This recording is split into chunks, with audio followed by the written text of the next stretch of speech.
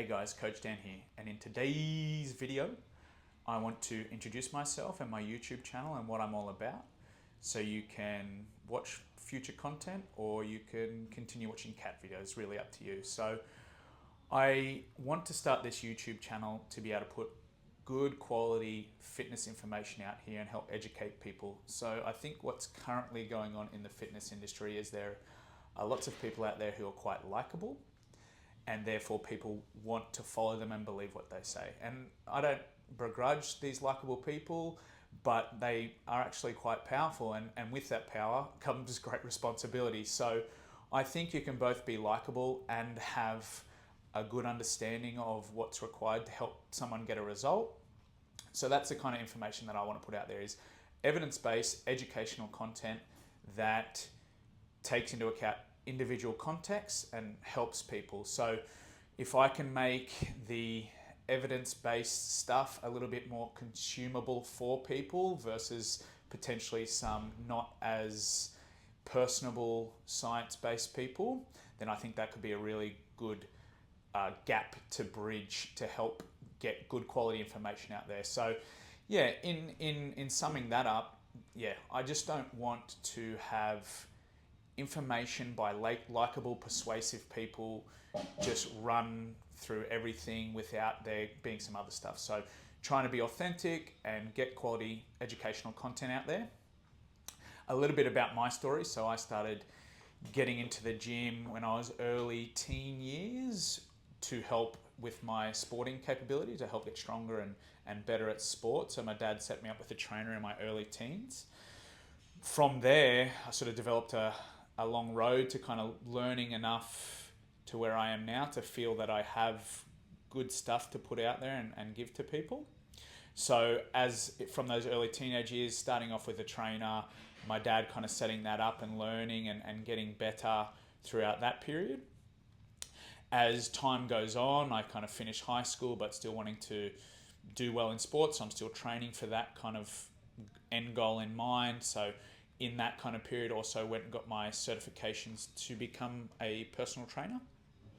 So that requires a couple of certificates, nothing major, and that's probably potentially an issue with some of the stuff that's out there, is that it doesn't take a lot to become a trainer.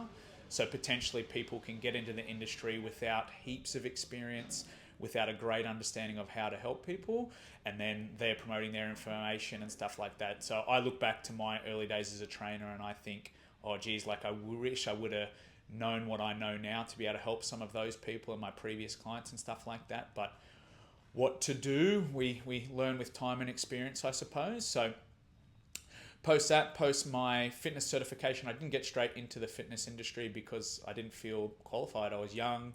I didn't feel like I could connect with a whole range of people and help a whole range of people. So just working for a couple of years, still playing sport at the same time. And then there was an opportunity to do a degree, and I was encouraged to kind of get a degree to potentially move into other areas and stuff like that. So I took that opportunity up. It was around about this time that I did start as a trainer. So alongside doing my degree in exercise and sports science, I was coaching people and kind of applying what I knew or was learning there to the people that I was training. But even then, the formal education isn't perfect, and I think there is a lot to be learned from experience, and a combination of the two I do believe to be super valuable.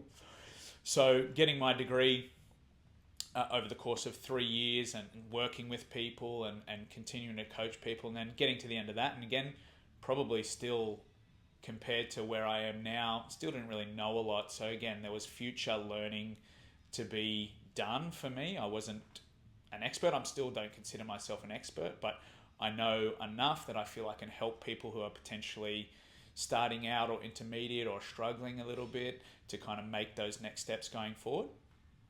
So getting my degree, working as a coach, post that degree, again, still trying to qualify myself further, educate myself more and continuing to get better.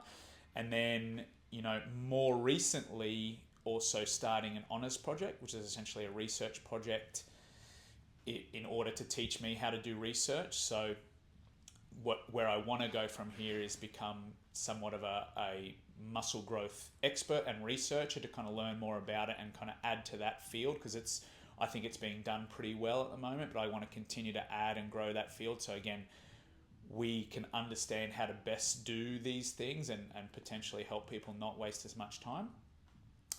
But where I stand now is I'm still working as a trainer, doing my honours project, and then I want to start this YouTube channel. So yeah, as I've mentioned before, the experience that I've had over the course of my training career and professional career, I can promote to people in hopefully an authentic, digestible way that you can take away information and understand it and apply it to your own situation, versus some of the things that I feel can often be hard to consume because it is so technical. So bridging that gap, I think, is going to be super valuable. But again, I'm not perfect, and I want to keep working on this as an ongoing project and continue to improve and put better stuff out there and best understand what people need to learn. So that's going to be a learning for me, and going forward, I really want to work on that. And I suppose, some of the things that I am very much about is that it's not about being perfect all the time.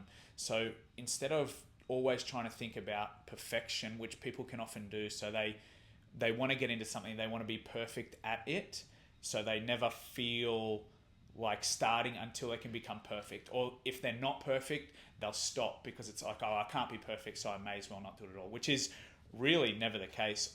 Often good is plenty, but good done consistently is where it's at. So instead of being perfect, we focus on progress. So it's progress, not perfection.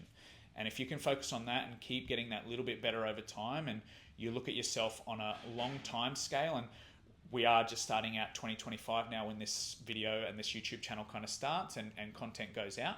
So it's like if you're in 2025 and you're thinking, or even, we're about a week in or so now. So even if you're a week in, 2 weeks in, and you're starting to get a little bit shaky, it's like, don't think about being perfect. Don't think about where you have to be. Think about progress, getting that little bit better each day, and you'll eventually end up where you want to be. So we just see in the fitness industry too often that people start out and then they stop, and then they start and then they stop. So we really want to find a place where, we just focus on getting that little bit better over time. That's easier to kind of sustain and keep going with. So that's what I'm all about. So you can either, continue to watch these videos with, this kind of idea in mind of putting good quality educational content out there that has a certain form of evidence, and it's not just what I think.